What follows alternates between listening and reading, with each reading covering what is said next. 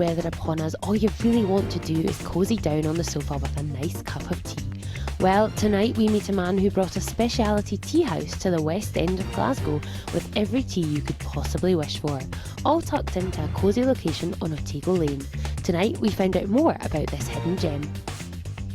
That weather turns a little bit nasty, and it is. We've got two Atlantic storms heading our way. Sometimes the best thing to do is to just cosy up with a wee cup of tea. Storm's a lady in the know, so you've got to listen now. The West End's Tchai-Ovna has been serving weird and wonderful teas for around the world for over 20 years. From pots of Turkish apple to yogi yogi chai, there's even a tea called Fairy's Blood.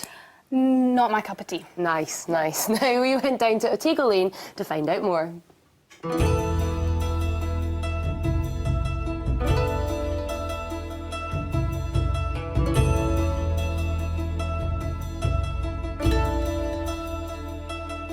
Tchai-Ovna is a tea house that we started in 2000, having moved into lovely old stables that we refurbished and made it into a lovely tea house where it's a venue for arts and music. We like to get local acts in.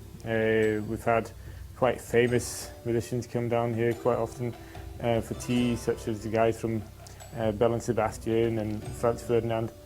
We've even had like very kind of gifted and celebrated people reading poetry here, like Liz Lochhead. But apart from that, we also like to provide a good place for people to start out, to just try out their ideas, their creative ideas. One of the things that we're very lucky with in the UK, in Scotland and Glasgow in particular, is a multicultural kind of society.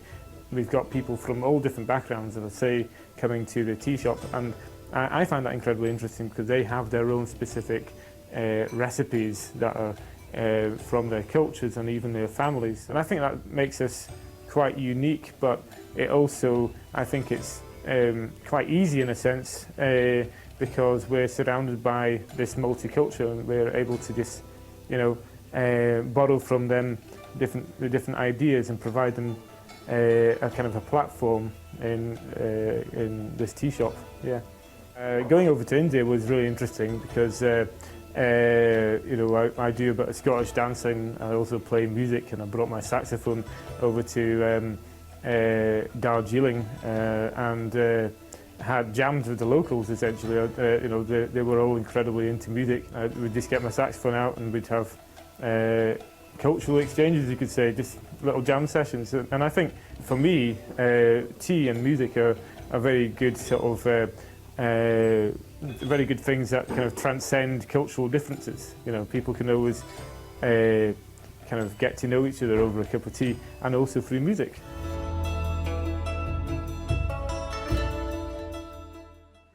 And joining us now is owner of Tchai-Ovna, Martin Fell. Martin, thank you very much for joining us. Now, what has been the key to the success of Tchai-Ovna? I think probably that we're genuinely into what we do, and I think people can see that. I mean, like, I really like the tea. All the people that are working there like the tea. We really like our music and the cultural aspects of it. I play jazz. My business partner's a poet, so, you know, it's kind of, we're just kind of into that. The whole experience, really. I suppose it's passionate so, yeah. about it. Maybe, I don't know. I mean, like, yeah, I've not done any research really, but yeah. It just seems to work, and that's obviously brilliant. I don't know why. In the VT, it looks absolutely beautiful, but I'm a bit of a tea Jenny. Oh, good. So how do you select your teas? Well, I've been out to India and various different places, so I remember going out a few years ago to the height of about 4,000 metres above sea level and finding a tea there that I thought, no one's ever seen this tea. And I tasted it and it was terrible. Oh. But I thought just because it was like unique and it was growing above the snow level, you know, I brought it back, and I think, but generally we kind of like carefully taste the tea, and we have a wee discussion amongst the staff, and, you know, try to choose the best ones, yeah. So the terrible tea, that wasn't Fairy's Blood, was it? No, that's a really good tea. Oh, is it a really good tea? Okay. Well, I'm just checking. I mean, that's like what's some wrong fairies, ordering the right tea? There's some totally. great names in there as well. It's a massive mix, and obviously a lot of work goes into Yeah. choosing them.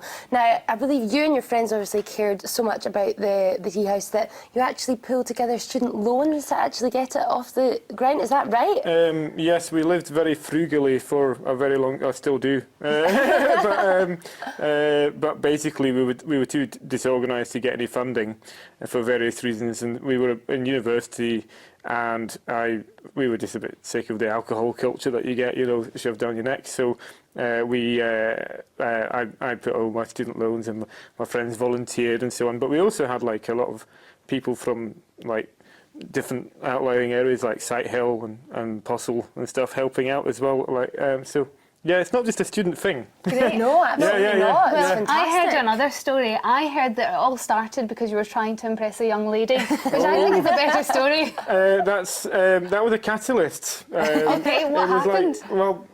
Basically, I just thought I'd impress her. There's a lassie in Czech Republic. I just thought I'd be really cool, and like I was 20 at the time, and I was just like, yeah, I've got a tea shop. And then she said, oh, that's great, yeah, we got along. And then she said, I'm moving to Glasgow, by the way. I was like, oh no. And so essentially I just had to get my friends together and somehow find a place to start a tea shop. Yeah. It all I had think to come that's together. A wee bit of fantastic. pressure on that. Now, we did talk about it in the video there, but how would you say the tea and the music, how does it bring together different cultures in the community? Well, I think one of the, in general, tea is something that transcends politics and religion and so on. It's just a drink in the end, So, and everyone's got these very interesting traditions around the world, and they don't really have, it doesn't really put anyone off. So, therefore, say in the Tchai-Ovna, we'll have like a Pakistani originating tea, Desi chai, and we'll get Chinese people coming in and trying that out and so on, and I think that's nice.